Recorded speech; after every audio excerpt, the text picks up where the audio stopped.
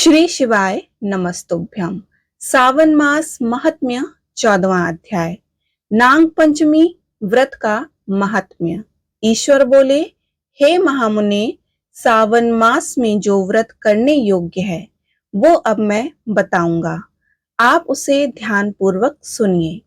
चतुर्थी तिथि को एक बार भोजन करें और पंचमी को नक्त भोजन करें।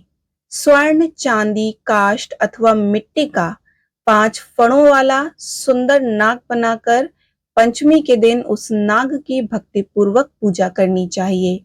द्वार के दोनों ओर गोबर से बड़े बड़े नाग बनाएं और दधि, शुभ, दुर्वाकुरों, कनेर, मालती, चमेली, चंपा के फूलों, गंधों, अक्षतों, धूपों तथा मनोहर दीपों से उनकी विधिवत पूजा करें। उसके बाद ब्राह्मणों को घृत, मोदक तथा खीर का भोजन कराएं। इसके बाद अनंत, वासुकी, शेष, पद्मनाभ, कंबल, करकोटक, अश्व, आठवां, धृतराष्ट्र, शंखपाल, कालिये तथा तक्षक, इन सब नागकुल के अधिपतियों को तथा इनकी माता कद्रु को भी हल्दी और चंदन से दीवार पर लिखकर फूलों आदि से इनकी पूजा करें। उसके बाद बुद्धिमान को चाहिए कि वामी में प्रत्यक्ष नागों का पूजन करें और उन्हें दूध पिलाएं। घृत तथा शर्करा मिश्रित पर्याप्त दूध उन्हें अर्पित करें। उस दिन व्यक्ति लोहे के पात्र में पूड़ी आदि ना बनाए। नैवेद्य के लिए गोधूम का पायस भक्ति पूर्वक अर्पण करें। भुने हुए चने, धान का लाव तथा जो सर्पों को अर्पित करना चाहिए और स्वयं भी उन्हें ग्रहण करना चाहिए।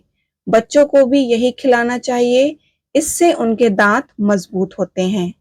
सांप की बांबी के पास श्रृंगार युक्त स्त्रियों को गायन तथा वादन करना चाहिए और इस दिन को उत्सव की तरह मनाना चाहिए। इस विधि से व्रत करने पर सर्प से कभी भी भय नहीं होता है।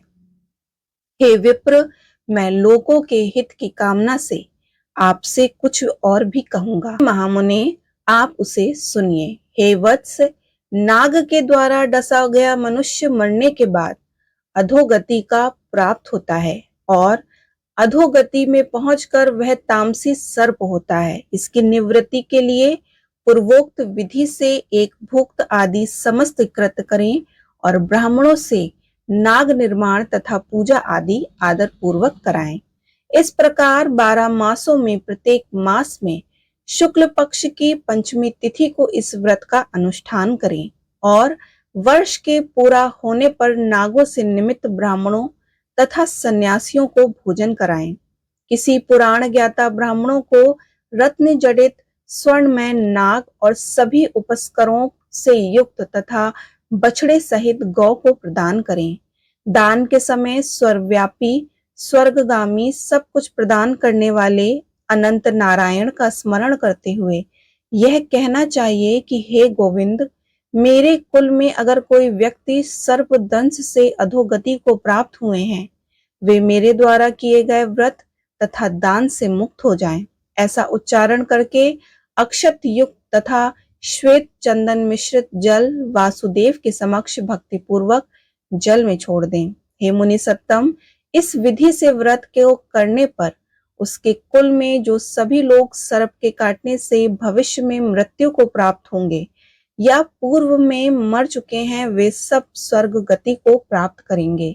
साथ ही हे कुलनंदन, इस विधि से व्रत करने वाला अपने सभी वंशजों का उद्धार करके अप्सराओं के द्वारा सेवित होता है, शिव सानिध्य प्राप्त करता है और जो मनुष्य वित्त शाट से रहित होता है वही इस व्रत को संपूर्ण फल को प्राप्त करता है।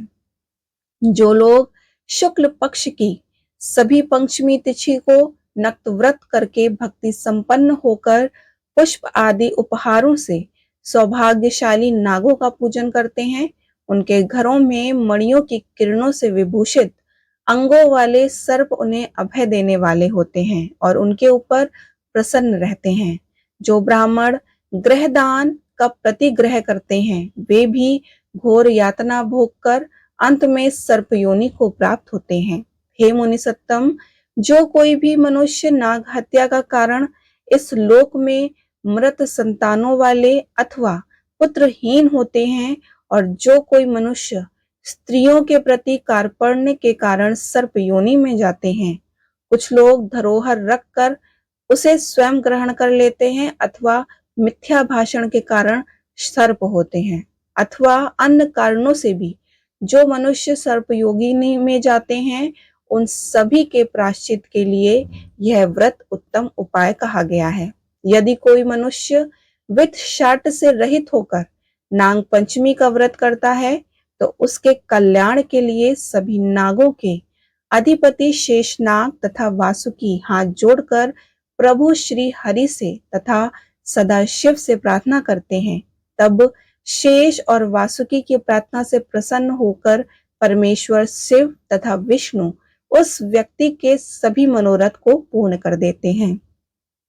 वह नागलोक में अनेक प्रकार के विपुल सुखों को उपभोग करके और उसके बाद में उत्तम वैकुंठ अथवा कैलाश में जाकर शिव तथा विष्णु का गढ़ बनकर परम सुख को प्राप्त करते हैं।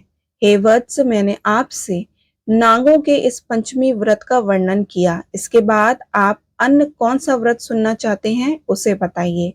इस प्रकार श्री स्कंद पुराण के अंतर्गत ईश्वर सनत कुमार संवाद में सावन मास महत्व में नाग पंचमी व्रत कथन नामक 14वां अध्याय पूर्ण हुआ। बोलो उमापति शंकर भगवान की जय।